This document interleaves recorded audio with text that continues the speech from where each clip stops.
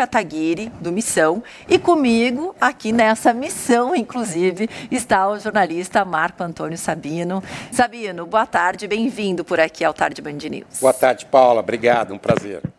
Boa tarde, deputado, obrigada por participar com a gente. Boa tarde, deputado. Boa tarde, Sabino, Paula, um prazer participar. A gente já pode chamá-lo de candidato, porque a gente sabe que o senhor é pré-candidato, mas disse que ainda vai tomar oficialmente essa decisão. Já tomou essa decisão oficialmente? O que está pesando para o senhor realmente ser candidato ao governo do estado de São Paulo? Bom, eu, coincidentemente, né, no dia dessa entrevista, hoje à noite deve ter uma reunião do partido para a gente bater o martelo, mas de todo modo o anúncio deve ser feito no dia 20, nesse sábado, né, já marcado aí no evento na Liberdade, no Mundial às 15 horas, coisas que pesam, né, em relação à decisão de dar ou não o governo do Estado. Né? Primeiro, qual seria o impacto para a nossa chapa de deputados federais, né, do Missão? Essa é a nossa primeira eleição, existe aí o desafio de bater a cláusula de barreira. Naturalmente, em eu não sendo candidato a deputado federal, isso retira votos da chapa, mas, por outro lado do cálculo,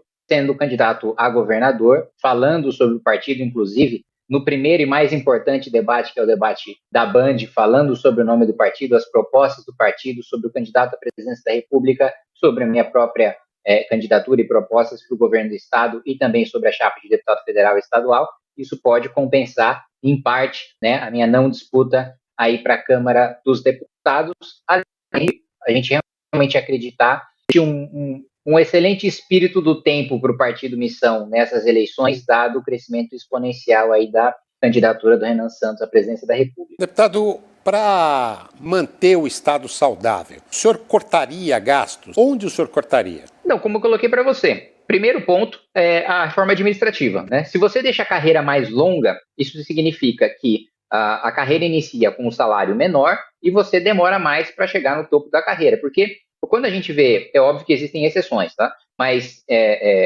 boa parte das carreiras do serviço público estadual, elas tem uma progressão, né, muito mais rápida do que se vê na iniciativa privada. E com um salário, como eu coloquei para você, 45% a 50% superior. Então, eu faria uma reforma administrativa compatibilizando o salário das carreiras públicas com o que se vê no paralelo na iniciativa privada, né, mesmo porque existe também um outro fenômeno, né, no Brasil, que enquanto nos países desenvolvidos você vê as mentes mais brilhantes, né, indo buscar inovação dentro da iniciativa privada, indo buscar carreiras na iniciativa privada, e por outro lado, quem vai para o serviço público é quem tem vocação para exercer aquela função, né, é quem quer exercer aquela função, é porque o seu sonho é exercer aquele serviço público. No Brasil, não. A gente leva várias mentes com potencial muito grande de crescimento na iniciativa privada para o setor público, e não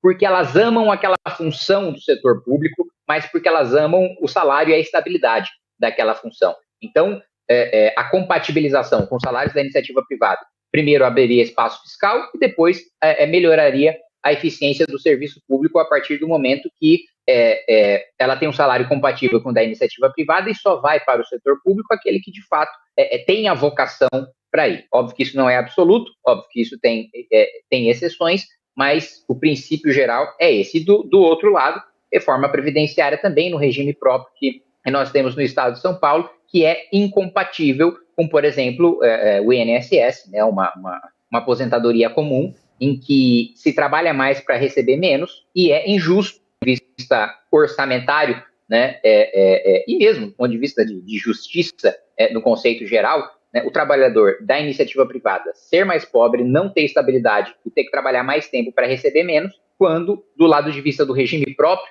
nós não temos, primeiro, o equilíbrio atuarial, né, então a contribuição, porque vamos lembrar, né, o benefício previdenciário é um benefício com contrapartida, né, então o trabalhador deve contribuir, né, durante a sua vida laboral para depois receber o fruto daquela contribuição.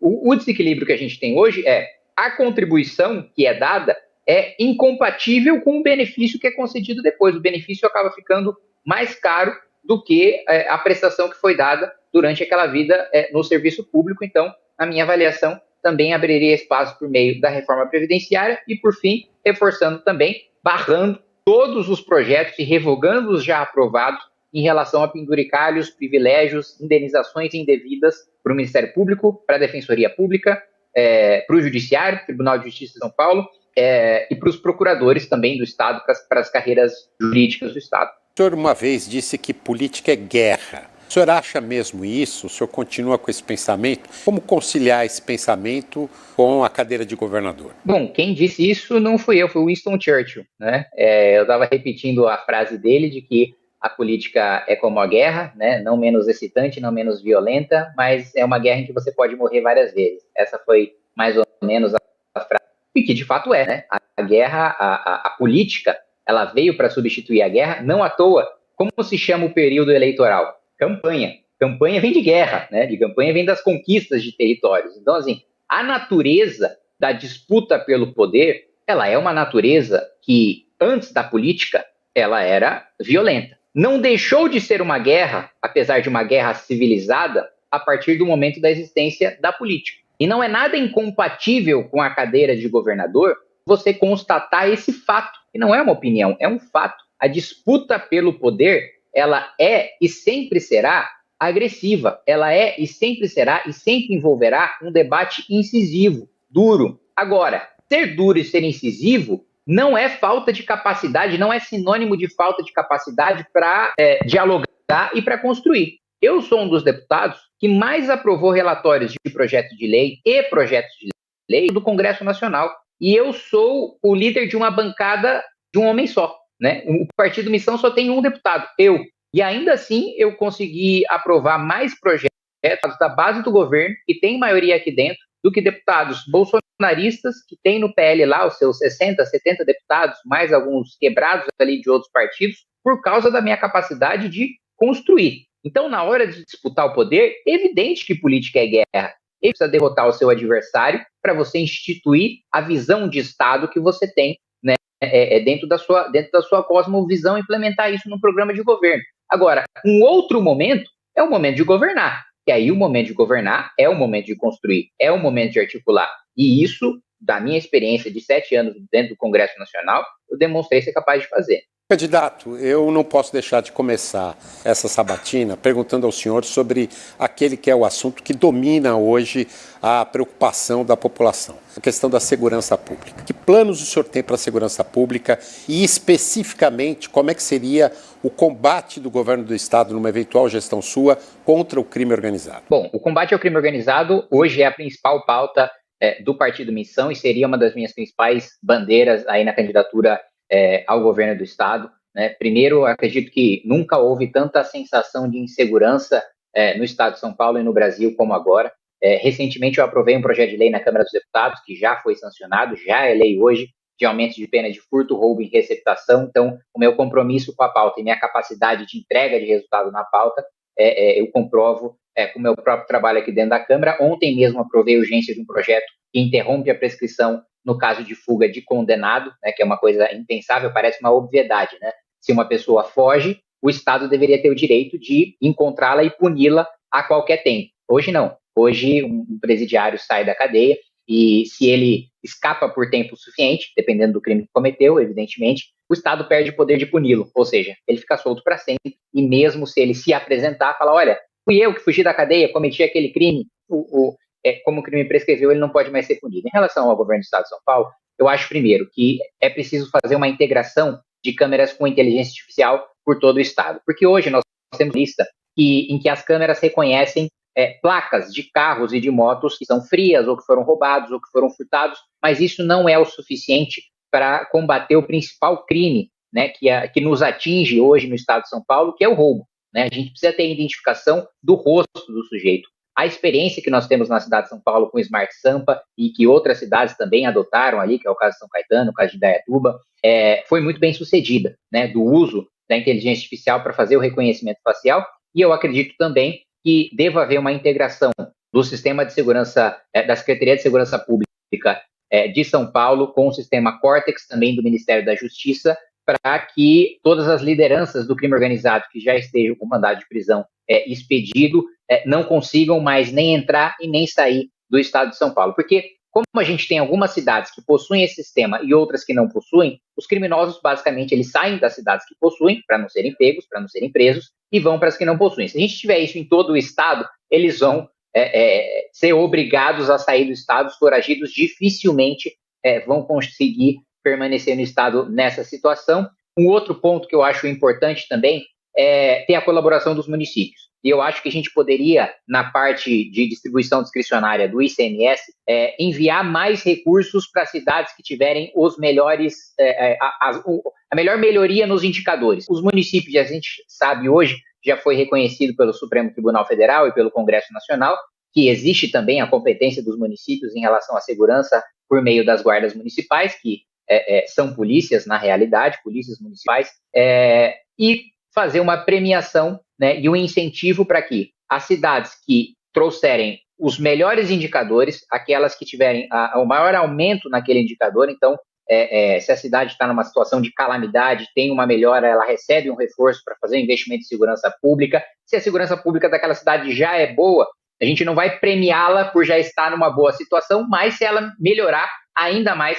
a situação daquela cidade por meio do repasse discricionário do ICMS, porque, e eu vejo isso aqui principalmente da perspectiva federal, mas que se reflete também no Estado, a gente tem uma espécie de incentivo perverso, porque muitas vezes a distribuição de verbas, ela se dá para as cidades, para os estados que têm os piores indicadores, sob a justificativa de que, se está pior, precisa de mais dinheiro. Qual que é a consequência histórica que a gente tem há mais de 80 anos, essa, entre aspas, combate às desigualdades regionais? Os estados pobres, continuaram com péssimos indicadores, e a gente criou um incentivo perverso de quanto pior for o gestor, mais recurso ele recebe. Então, eu adicionaria aí um último ponto, da gente impedir completamente que aconteça no estado de São Paulo o que aconteceu no Rio de Janeiro, que haja domínio de territórios. Se eu fosse governador do estado na época da Operação Verão, da Operação Escudo, eu não teria terminado essas operações tão cedo quanto o governador Tarcísio, na minha avaliação, ele recuou por medo de apanhar da imprensa, por medo de apanhar de partido de esquerda. Eu não teria esse receio de levar as operações às suas últimas consequências, porque o PCC, durante a gestão Tarcísio, ele teve uma oportunidade, o governador Tarcísio teve uma oportunidade porque o PCC entrou em racha. Pela primeira vez, diferentes facções dentro da própria facção criminosa começaram a literalmente se matar. E aí abriu margem para que a nossa tropa de elite da Polícia Militar, que é a Rota, atuasse, né, retomando territórios, exterminando lideranças do crime organizado, e infelizmente isso não foi levado à frente até o final pelo receio do governador. E outro ponto, o governador Tarcísio prometeu estruturação, né, das polícias, né, não regulamentou a lei orgânica das polícias que nós aprovamos aqui no Congresso Nacional, que moderniza o sistema, que facilita principalmente a investigação, e a gente sabe que o número de resolução de crimes é muito baixo no estado de São Paulo e no Brasil de maneira geral.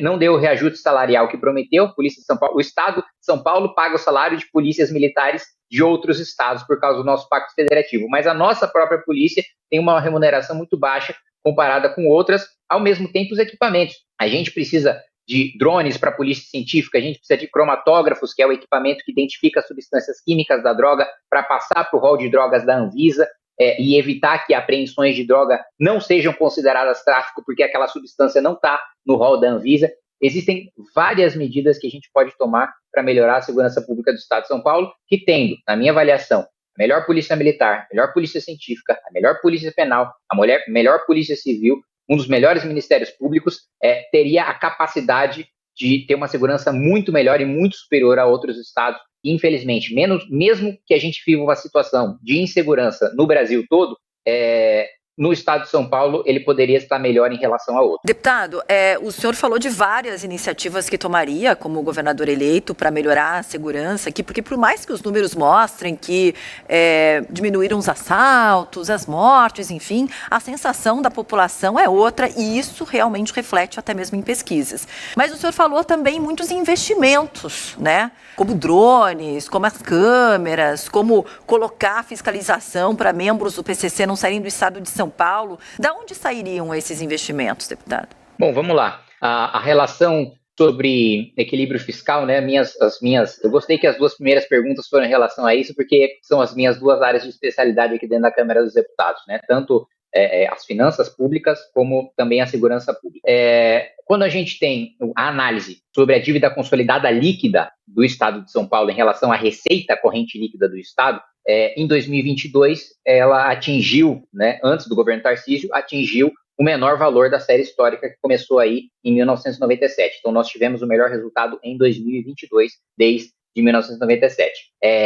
Essa relação, que era de 1,15, né, em 2022, passou para 1,24 em 2025. Então, houve uma deterioração das contas públicas no Estado de São Paulo, mesmo que o Congresso Nacional tenha aprovado, e eu até votei contrário, porque considerei benéfico demais para os estados no sentido de incentivar os maus pagadores e os maus governadores e desincentivar os bons governadores, mas houve uma benesse aprovada de renegociação de dívidas pelo Congresso Nacional e que daria todas as condições para o Estado de São Paulo melhorar a sua situação. A gente sabe que a situação fiscal de São Paulo é uma situação historicamente razoável em relação a outros estados, nada extraordinário, nunca foi durante gestões tucanas, continuou não sendo durante a gestão Tarcísio, que até piorou essa relação da dívida consolidada líquida, mas a gente teria a oportunidade de abrir espaço fiscal, né, tanto em relação ao regime de servidores, regime próprio de previdência dentro do Estado de São Paulo, como também com a promoção de uma reforma administrativa que tornasse as carreiras estaduais mais longas, né, porque hoje nós temos uma defasagem, uma diferença, né? O servidor público federal é aquele que dentro do serviço público, que existe uma desigualdade pública, que o servidor público federal recebe o dobro do que se recebe na iniciativa privada. O estadual recebe em média 45%, 50% mais do que na iniciativa privada. Nós precisamos de carreiras mais longas, porque quando você chega muito rapidamente no topo de uma carreira do serviço público, você passa a querer, como a gente vê principalmente na elite, né, Ministério Público, Judiciário, carreiras jurídicas do Poder Executivo, você atinge o teto, né, de R$46 mil e passa a lutar por penduricalhos, para receber acima do teto, né? E uma das razões que o nosso deputado estadual, Guto Zacarias, saiu da base do governo Tarcísio foi porque o governo Tarcísio sempre encaminhou projetos do Judiciário para ampliar os privilégios, para ampliar os supersalários, e todas as vezes o governo pedia o voto do nosso deputado Guto Zacarias em favor desses privilégios, aumentando o déficit nas contas públicas com o dinheiro do trabalhador mais pobre, que a gente sabe que a principal arrecadação do ICMS é um tributo sobre o consumo, o tributo sobre o consumo é o mais regressivo de todos, porque quem é mais afetado é sempre o mais pobre, quando a tributação não está na renda ou nem no patrimônio, do consumo é a pior de todas, ou talvez a segunda pior, se a gente considerar a tributação sobre a folha. E o outro ponto também existe um critério de distribuição discricionário do ICMS, que é de 35%, cerca de 16 bilhões de reais, em que ele pode ser distribuído para os municípios de acordo com os critérios definidos por lei estadual. A gente sabe que é muito difícil para uma Assembleia Legislativa fazer oposição para um governador, porque a Assembleia possui poderes muito limitados. Em termos de competência legislativa, o sistema brasileiro é tão maluco que um vereador tem mais competência legislativa do que um deputado estadual. Mas só para dizer que é muito fácil para o governador mudar a legislação estadual, tanto do ponto de vista de reforma administrativa, como do ponto de vista de enfrentamento de privilégios do Ministério Público e do Judiciário, como também em relação a utilizar esse espaço fiscal de 16 bilhões de reais para ter um incentivo dos municípios. Inclusive, eu falei sobre drones, eu encaminhei emenda, me lembro aqui agora de cabeça, para a Americana, né, aqui, a Guarda Municipal de Americana, adquirir drones com tecnologia de ponta. Esse mesmo incentivo, dentro desse espaço de 35% do ICMS, poderia ser dado para outros municípios terem essa mesma iniciativa. Então, assim, passo fiscal em São Paulo, 1, não falta, e 2, pode ser criado, também com a série de medidas, algumas das quais eu elenquei aqui. Agora, deputado, tem um outro problema muito grave, e o Estado de São Paulo está no topo dessa lista, que é a violência contra a mulher. Eu me lembro que há 4 anos nós fizemos sabatina com os pré-candidatos, Sabino também estava comigo naquela oportunidade, aos pré-candidatos do governo de São Paulo. Eu tive a oportunidade, inclusive, de representar a Band News TV e fazer pergunta aos candidatos no debate aqui na Band. Muito foi prometido, na prática, pouquíssimo foi feito. O Estado de São Paulo continua liderando, aí quando a gente fala principalmente em números de feminicídio, são poucas delegacias da mulher, poucas principalmente que são 24 horas. Quais as suas propostas nesse sentido? Você está correta, né? Quando a gente vê a propaganda do governo do estado em relação a números de segurança pública, eles anunciam todos menos o de feminicídio, que é justamente naquele em que você teve a piora nos indicadores e não só na sensação, né? A gente vê cada vez mais notícias de feminicídio acontecendo, não só de feminicídio. Eu me lembro de um caso muito, eu vou dizer emblemático para não falar uma palavra que o horário não permite, mas do sujeito que cometeu a atrocidade, né, de atropelar a mulher, depois amarrá-la no carro e sair arrastando ela no asfalto. É uma cena bastante chocante. Na minha avaliação, e me permita fugir um pouquinho da discussão do governo do estado nesse sentido, nós precisaríamos até de uma nova Constituição para que fosse permitido que esse sujeito ou ficasse preso para o resto da vida ou fosse condenado à morte. Para mim, ou uma ou outra dessa pena seria dada por uma pessoa que a prisão, né, temporária, né, ela parte de um pressuposto de que aquele sujeito é capaz de se recuperar e voltar para o convívio social. Um homem que faz uma coisa dessas não é capaz de se recuperar, não está em condições de conviver na sociedade, né? A pena tem a função de punir, tem a função de afastar da sociedade e tem a função, para aqueles que possuem capacidade para isso, de ressocializar. Nesse caso, na minha avaliação, não há ressocialização. Mas, vindo aqui para o governo do estado, eu acredito que existem iniciativas de municípios que podem ser replicadas. Inclusive, aliás, eu lia o livro que vocês fizeram do Band Cidades, né, com a análise de indicadores e com a premiação que é promovida por vocês, e um dos aspectos interessantes que alguns municípios adotam uma das funções das guardas municipais já é fazer a patrulha Maria da Penha, né? Eu acredito que falta efetivo para fazer essa patrulha, porque o tempo de resposta hoje não é satisfatório. Muitas vezes, quando chega a força policial, já é tarde demais, né? Ou a mulher já morreu, ou já sofreu um crime sexual, ou já foi torturada, né? E a gente quer, mais do que punir um crime capaz de cometer uma atrocidade dessa, nós queremos impedir que o crime aconteça, ou ao menos, né, interromper a execução o mais rápido possível. E hoje existe, e esse é mais um projeto que eu trabalho aqui dentro da Câmara, existe uma limitação para quantos guardas municipais os municípios podem contratar de acordo com a sua população. E eu conversava isso com o secretário de Segurança do município de São Caetano. São Caetano, por exemplo, quer contratar mais guardas, tem capacidade financeira e orçamentária para isso, mas não pode por vedação legal. E isso é uma vedação por parte do governo federal. Então, a minha avaliação, existem boas iniciativas dos municípios que podem ser estadualizadas em relação a botão do pânico, em relação à Patrulha Maria da Penha. A regulamentação da lei orgânica das polícias também daria mais flexibilidade para a gente organizar o efetivo da Polícia Civil em relação a delegacias especializadas, como a Delegacia da Mulher, com a fusão de carreiras que foi promovida em lei federal e, infelizmente, não está sendo regulamentada no âmbito estadual.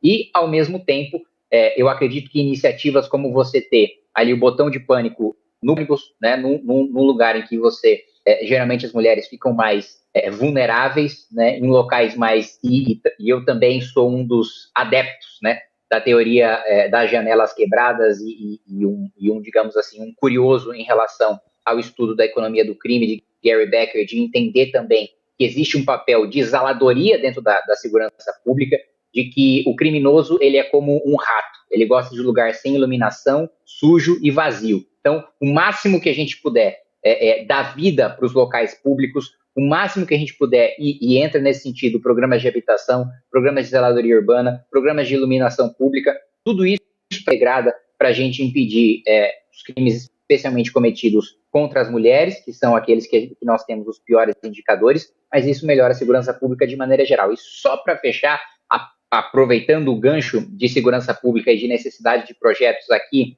no âmbito do Congresso Nacional, o governo do Estado de São Paulo é um dos governos menos atuantes no Congresso Nacional, porque existem várias matérias, né, que são de interesse do Estado, e em relação à segurança pública, por exemplo, que o governo não tem competência, o governo do Estado não tem competência para legislar sobre. Só que os outros governadores frequentemente mobilizam as suas bancadas estaduais para aprovar projetos de seu interesse. São Paulo não. São Paulo existe um vazio de articulação política em Brasília e nós somos a maior bancada, nós somos em 70 deputados. E existem matérias de interesse do Estado, da mesma maneira que eu voto, o PSOL vota, o PT vota e o PL vota. em razão do interesse do Estado. E eu vejo isso em muitas votações orçamentárias. Mas só para puxar um gancho em relação à segurança pública, também existem questões, como, por exemplo, de apoio de estruturação de delegacias especializadas, que passam por legislação federal e a articulação do governo do Estado. E isso não vem do governo Tarcísio, isso já vem dos vários governos tucanos também, é pífia aqui dentro do Congresso Nacional. Deputado, o senhor falou que a decisão sobre a sua candidatura ou não teve uma reunião, então, ao que nos parece que já tem uma decisão, mas que oficialmente todos saberemos apenas no dia 20, se eu não me engano, é no sábado. Mas eu queria perguntar o quanto politicamente isso importa, porque o senhor acabou falando, sou o único deputado do Missão. A gente sabe que seria a primeira candidatura, portanto, também, né, ao governo do Estado de São Paulo, do partido. Em algumas pesquisas eleitorais que aparecem, o senhor faz muitas críticas, o senhor é um crítico ao PT, principalmente, e a gente tem um pré-candidato do PT, que é o Fernando Haddad, e quando o senhor aparece em algumas dessas pesquisas, é quando um segundo turno aparece. Quando o senhor não aparece, existe a possibilidade, inclusive, de uma vitória de Tarcísio de Freitas ser reeleito no primeiro turno. Mas, além disso, vocês têm um pré-candidato à presidência, que vem aparecendo, Renan Santos vem crescendo muito, e seria importante esse palanque dele eleitoral aqui em São Paulo. Como é que vocês estão colocando tudo isso, encaixando tudo isso, e qual será a prioridade? Eu acho que você pintou o cenário perfeito. Você poderia estar, inclusive, dentro da nossa discussão partidária, porque esses são exata e precisamente os elementos a serem considerados, né? É importantíssimo para o partido ter uma candidatura ao governo do Estado de São Paulo. É o maior estado da federação, é o maior colégio eleitoral. Nós realmente acreditamos que o Renan Santos vai vencer a presidência da República e tudo que nós pudermos fazer para que isso aconteça, nós vamos fazer. E, ao mesmo tempo, como você colocou, hoje eu sou o único deputado, mas, e alguns dos meus próprios apoiadores, da própria militância do Partido Missão e do Movimento Brasil Livre, uma ala, né, defende que eu venha à reeleição por causa da minha experiência aqui, de poder liderar uma bancada na próxima legislatura, mas eu não tenho essa inquietude, né, de não me reeleger deputado. Primeiro porque eu sei, e eu tenho rodado o Brasil, que nós temos chapas com pré-candidatos a deputado federal muito competentes e que vão vencer, e que não vão deixar nada a desejar em relação à minha atuação aqui em Brasília. Alguns deles, inclusive, não tenho a menor dúvida de que serão bem melhores do que eu aqui dentro do Congresso Nacional.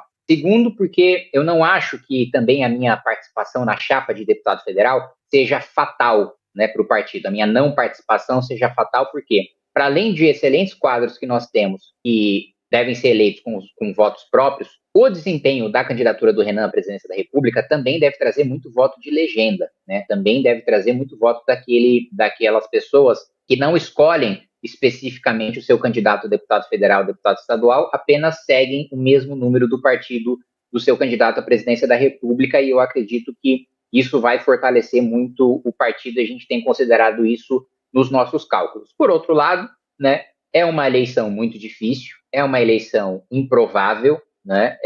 A minha candidatura seria uma candidatura correndo por fora, né, no governo do Estado. A gente sabe que é muito difícil vencer de alguém que já está na cadeira e que ainda se encontra no mesmo espectro político do que eu, apesar de um vínculo grande do qual eu me distancio muito que o governador Tarcísio tem em relação ao bolsonarismo, e também de outro vínculo de deixar, e eu jamais deixaria que isso acontecesse num eventual governo meu, de que toda a agenda política do governo do Estado fosse tocado pelo Kassab, né? Então, do lado tem uma dependência muito grande e uma subserviência muito grande ao Bolsonaro. Do outro lado, você tem a delegação de articulação política 100% para um dos expoentes do Centrão. Então, em suma, né, o que está, e não é que houve a reunião, haverá hoje à noite, né, a reunião do partido para tomar a decisão e daí anunciar no dia 20. Tudo isso estará na balança, só para colocar para você qual que é o desenho que estará na mesa na nossa reunião de hoje. Muito obrigada por ter participado com a gente por aqui. Foi o primeiro convidado nessa sabatina que a gente está fazendo com os pré-candidatos ao governo de São Paulo. A gente agradece, reunião hoje à noite, então a gente já deve ter a decisão, mas oficialmente, então, no sábado, dia 20. Obrigada, viu? Obrigado, deputado. Eu que agradeço. Prazer participar.